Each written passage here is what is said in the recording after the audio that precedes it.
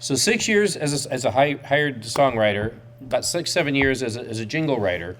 We've got a lot of years logged in there. What made you, at that point in your life, you're making good money. Yeah. You're married. Yep. You got a family. You're rooted. You don't have to get on that bus anymore. Not that bus. Why would you want to say, I'm going to throw my hat in the ring and try this all again? Oh. And what was Karen's reaction, your wife? She said, bands suck. That was a quote. And she said, except for the Ides of March. Okay. All bands suck. Well, she proved to be right. But you know what? I missed the Ides of March. But the Ides were all, Mike was installing burglar alarms, and Bob was a property manager, and Chuck was stuffing sofas, and, it wasn't to be. So I decided I'm going to put together the ultimate rock band. I was laying in the bed, trying to recover from pneumonia. I had a serious case. Now, this is right after you were doing the solo album. Yeah. So you were kind of sidelined with pneumonia. I was on tour for the solo album, doing dates with Boston and Hart. Grind, road. Had a cold, kept going until I couldn't go anymore. And I just dropped. I couldn't sing one night. I just couldn't sing. Not a note would come out of my mouth. I checked myself in the hospital. They said, dude, you got pneumonia in both lobes, man. It's way up there. You're in bad shape. So I was in the hospital for 3 weeks, and gorgeous nurses were pounding on my chest, and I had the IV and the whole thing. And when I was in this codeine blur, I saw this band. I'm going to find the best guys I know. How about Dave Bickler? Who you had met doing jingles. We were across the mic on probably some of those commercials that I just sang. I know I was on one with him. Now that you've had a drink, oh, what a time to think. Doo-doo-doo-doo.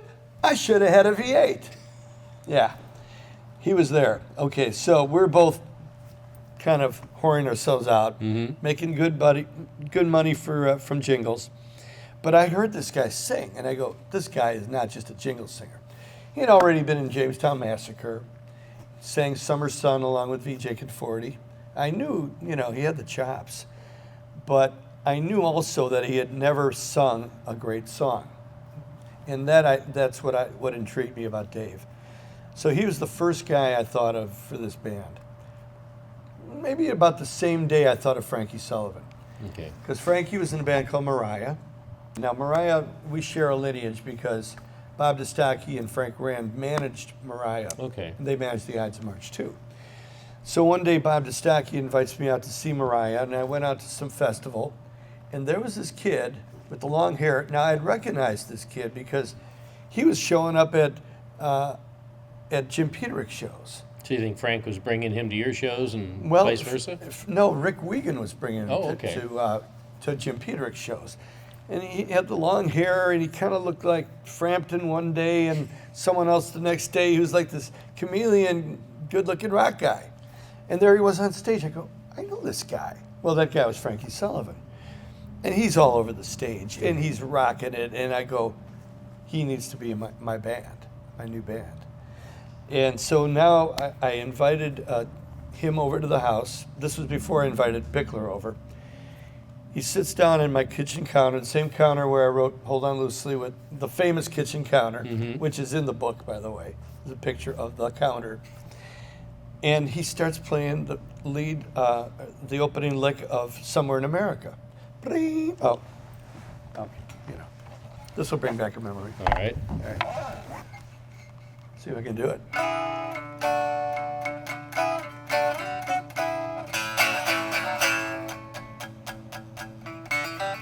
I blew that.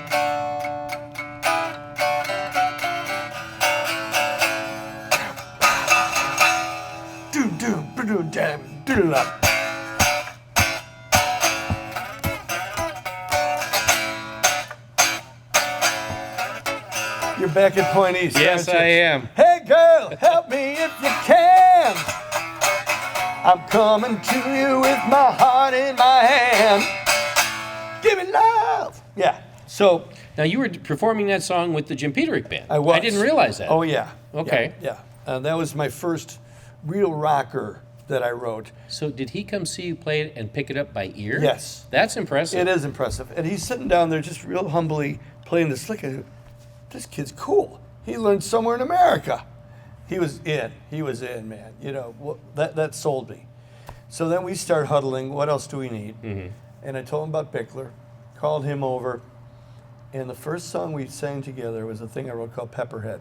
When I heard that blend, you know, I mean, I can't do three-part harmony alone, right, by the way, but...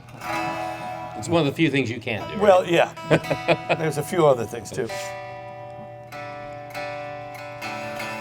By the way, this is my latest conquest. Ah. It's a Nelson. It's a local Chicago guy who is like a designer. He's he's not a guitarist.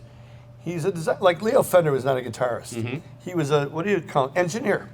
This guy is an engineer. He wound his own pickups, a unique design, and it's my latest favorite guitar. Very good. So he drives his blue DeSoto down the main drag at dark. He wears his leather jacket like a purple heart, 'cause he's living back in 1959. They call him Peterik. He's a friend of mine. We used to idolize him back when we were kids. We had to walk and talk just like the Pepper did. Ah, but years went by and we all changed with time. But not the Pepperhead, he's still doing fine. Back in 1959. And when we heard that three-part blend on that, 1950, the goosebumps, you know? Now, Frankie had the higher voice. Yes. Yes. Dave had the growly voice, He the had gravelly, the kind of thing. gravelly and you thing. were right, like the tenor area. I was kind of like the golden mean between Okay. those, you know. But whatever it was a magic blend. Ron Nevison, our first producer, said, Frankie has a voice that sounds like a trumpet. And it's that, almost like that D. Anthony sound with Right. Van Halen, Right. where it's just like the sound. It's really cool, you know. So we had the three guys. Now, you know my checkered past with Chase. You know, Chase was a very seminal jazz fusion band here in Chicago that sadly had a very short career due to tragedy. But you were a very integral part, not so much a band member, but an integral part of the organization. And that's where Yeah. you met these guys. So let's tell them a little bit about Bill Chase, because I think he deserves it. Well, he does. An amazing human being and probably the best trumpet player that's ever been in terms of the high range. Mm-hmm. Chase came along as Vehicle was just coming down the charts. Okay. And we played Faces here in Chicago. Okay, You're a on Rush Chicago Street. guy. Yeah. Yeah. And it was taped live, and that is still around the internet. It's very popular. But I got up on stage with him, and I played Run Back to Mama and Love Is on the Way and probably Boys and Girls Together. And at the end, he very poignantly says, is that how you say poignant? Poignant. Poignantly. Jim and I are going to be doing a lot of work together. And 3 weeks later, his plane went down with the whole band. His DC-3, the same DC-3 that the Ides of March chartered with Dirty Dan, the pilot. The whole band, almost the whole band. Was that went the down. plane you guys were on when you wrote L.A. Goodbye? It is. Wow. It is. So it was a real tragedy, a huge loss to the music community, and me as a friend. You know, Bill was just dynamite. But I'll never forget the last thing he said to me in our last writing session. He said, Jim, I've got a concept. I don't know, you're going to think I'm crazy. The next time we write, we're going to chart the orgasm. Okay. I don't know where to go with that. I don't know. Yeah, I stopped. Tom Lunge is cold. That's never happened. He says, Oh. you know, the start, the rise, the climax. I said, Bill, let's do it. But we never did it. Wow. So maybe. So Chase is gone. Maybe soon. You're still don't want to go there. All right. Chase is gone. You're in a hospital in LaGrange, putting together a supergroup in your head. You've got Dave Bickler. You've got Frankie Sullivan on board. We talked about Dennis and Gary coming in as your rhythm section from Chase. The magic, the pieces seem to be falling together. The name. The name. The name. There's so many stories about the name Survivor. Yeah. A multi-layered kind of effect. What is the true story? Well, really, the nugget of it is the first line that Jim Charney wrote from the liner notes on Don't Fight the Feeling. That was my epic release in '76. Right. First line, Jim Peterik is a survivor. And that was relatively a fresh word at the time. It was not overused. And I liked that sound of that word, okay? So I kind of put it down in my notebook, Survivor, good band name. And then when Bill Chase's plane went down, and I was supposed to be on that flight, by the way, but I couldn't make it. Something happened. I got a solo show, and I couldn't do the showcase. I was supposed to be on that plane. I was a survivor. So with those two elements, it was the perfect name. It was like kismet. It was. Wow. Wow. A story, kind of jumping back if we can real quick. You had mentioned Fight the Feeling, your solo album. This is right before the age of MTV was coming out in videos, but yet you being the artist, the pure, genuine artist you are, you truly suffered for your art, as I understand, almost by death by sliders. I did suffer for my art. Yes, that's a story that I never did. heard till I turned the page and I laughed again out loud. You know, saying, I got to hear that story. Yeah. Well, I'm a big fan of sliders. Okay. White Castle hamburgers. When the record company caught wind, so to speak. That was good. Thank you. That I love sliders. They saw an opportunity here. So it was all set up, and I went into the White Castle on Irving Park Road in Harlem. And why that location, I really don't know. Could have been Berwyn. But Berwyn? You had to go there. Okay, so the cameras are rolling. I walk in, and I ordered 60 sliders. And, of course, the reaction of the ladies in the hairnets, they're like, oh, 60, So they come out, on all these trays, and they lay it before me. And I proceeded to eat and eat and eat. And I actually ate 32 in one sitting. And I paid for it for 4 days. Now, the point of this was to make the video. To make the video, which was shown at the CBS convention. Everybody, oh, look at that asshole. Fight the feeling. Yeah, don't fight the feeling. Don't fight the feeling. There you go. I should have fought the feeling. And then I fought the feeling for 4 days. Let's go back to Survivor. You guys get the band together. The magic of Survivor was right in front of us. I mean, so many of us in Chicago watched this band go from another club group to mega super platinum stardom. Yep. Let's take it from this point. You're in the studio. You're working with a genius, Ron Nevison. And I didn't realize that there was so much conflict.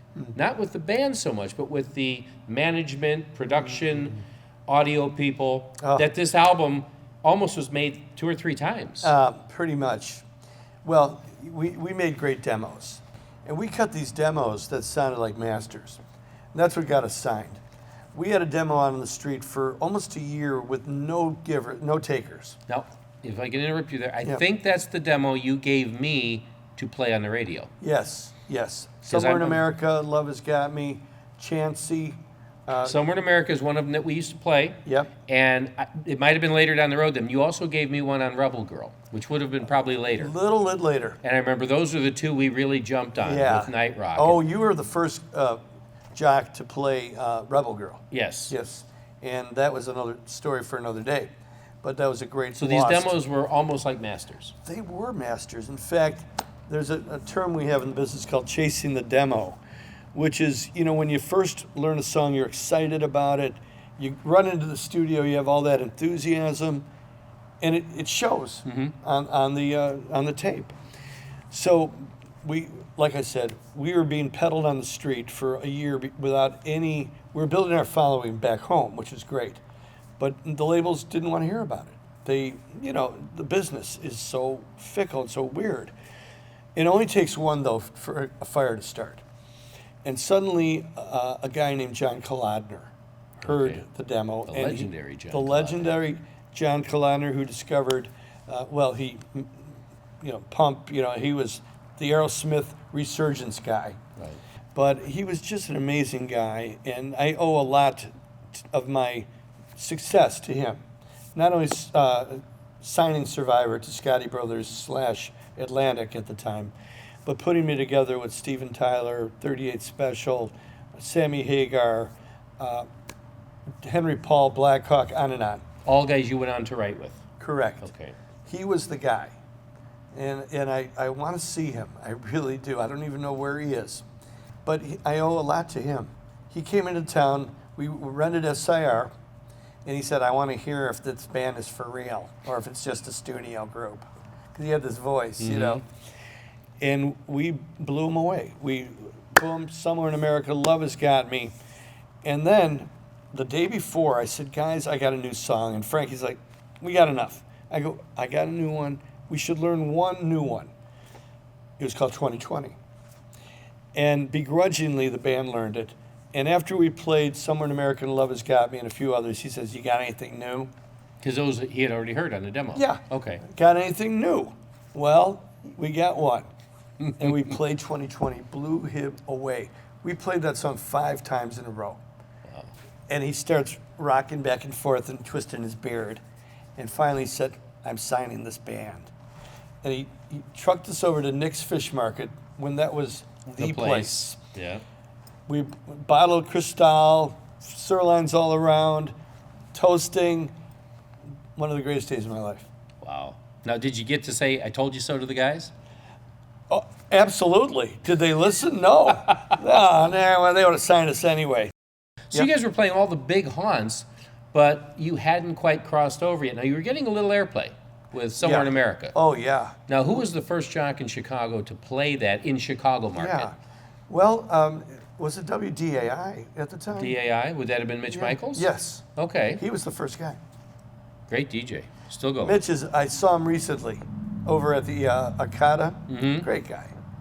Now, it's funny because as that song started to play, you had started to play with us already at Point East, and I remember suddenly your booking agent said, well, they're on the radio, that cost is going up. And I'm like, I really want these guys to be successful, but now it's hurting my wallet. Now it's hurting. So it's interesting, because I brought my dossier of all things Survivor. I got all kinds of stuff in here on you, Jimmy. I know. But I'll tell you, this was one of the pictures. Remember that? With the original logo? I sure do. This still has the staples in it where it hung in the Point East marquee. Oh, my God. This is the original I love shots. that. That's a vintage staple. Vintage staple. This hand was my idea. Okay. Frankie hated it. Barb Wiegand, who is Rick Wiegand's sister, did the design. Now, Rick was your stage engineer. Yeah. He was our sound man. He's the guy that got Frankie and me together. Okay. He's still in the business, still promoting shows. I'm playing for him in a few weeks over in Rosemont, August 28th. Anyway, cheap gratuitous plug. But yeah, I love this shot. No, this is still with Dennis and Gary. Right. Dennis Moorbass Johnson, Gary Smith, Frankie Sullivan, Jim Peterik, Dave Bickler. Before the beret. Before the beret. Pre-beret. Which became trademark. Yes. But a lot of plastic, a lot of garbage bags to form the backdrop of that. And then we got some live shots of the original band. Yes. Again, there's the more bass shirt. More bass. Look at that, more bass. Yep. This was at a place called The Factory, and I was at that point still with Point East, but I was managing some young bands. Yeah. And you were nice enough to let us open shows for you. Okay. And that's where these pictures were taken. So these are some vintage shots that's there. in Stager, That Illinois? was in Stager, yeah. Okay. Yeah, that's my Fender 12 string. And we had that thing called Slipping Away. We started with this big overture, and then good times. In fact, those are my favorite times of Survivor. Yep. Those were good. Those were good days. Early Survivor, and then when Mark and Steph joined, those early days, starting with Chevy Nights, killing it, And that's about the time I started moving over to keyboards more. Right. But one thing about the album, we mentioned the song Rebel Girl. Yeah. Rebel Girl was probably, I guess you'd call it almost the second hit. 2020 got a lot of airplay, but Somewhere in America was the first one, the breakthrough. Then Chicago, at least, or the Midwest, Wisconsin area, Rebel Girl was huge. Yeah. Everybody knew the words. Everybody was singing it. Everybody wanted a copy of it. And yet, it was only on a 45 and very hard to find that. that became, people still come up to me and say that's their favorite song. It of was like Survivor. looking for the chalice. I mean, you couldn't Yeah. find the song Yeah. that was all over the radio. So Well, everyone's taping it on their little cassettes. I'll give you the Cliff's Notes. Okay. So, Somewhere in America came out, didn't do a whole heck of a lot. And we were going to put out 2020. But we opened up for the Starship down in Springfield, Illinois, or Missouri. And we encored with a new song that I just showed the band called Rebel Girl. And the promo man from Atlantic was there and came to us and said, that song's a smash. He called up the Scotties the next day. They said, they got this new song called Rebel Girl. You got to hear this. We went into Pumpkin Studios in Gary Loiza? Oak Lawn with Gary Loiza. Oh, wow. Okay. That's where we cut that song. I didn't know that. Yes. Oak Lawn. And we cut a hasty version of Rebel Girl. And ended up, the Scotties said, oh my God, this is a smash. We're going to stop the presses. We're going to put this out as a single. And as it starts catching on, we're going to re-include it in the album. We're going to repress it. Mm-hmm. Well, it never gained the nationwide momentum because Scotty Brothers were changing over from Atlantic, what do they call it? Distribution. Okay. To Epic. It was right in that dead zone where nobody knew what was going on. So they didn't want to invest in it. No. And Epic wasn't up to it yet. Yeah. So it died on the vine. Number one in Detroit. Number one, in fact, Steve Dahl, when he was in Detroit, premiered that. It was his favorite song. Number one in Chicago. Number one here and there and everywhere. It never gained the momentum. It was never included on the album. One of the great tragedies. Yeah. Well, we had more requests for that song, as you mentioned, or as I mentioned. You gave us a demo. Yeah. And I started playing it in Indiana, in Crown Point. And of course, then Chicago again picked up on it, and it was just a magical song, and everybody called it. Where can I find it? I can't find it at Hegwish Records. I can't Yeah. find it at Rolling Stone. Yeah. And Well- it's like, we didn't know what to tell them. It's like, you know what, we're going to play it in an hour, put your cassette next to the speaker. Well, and that's how they listened. You know, we still play that from time to time with the Ides, and every girl wants to think that they're the Rebel Girl. Mm-hmm. They get T-shirts made up, so Rebel Girl, you know? It's great. And it just started with one guitar and me going...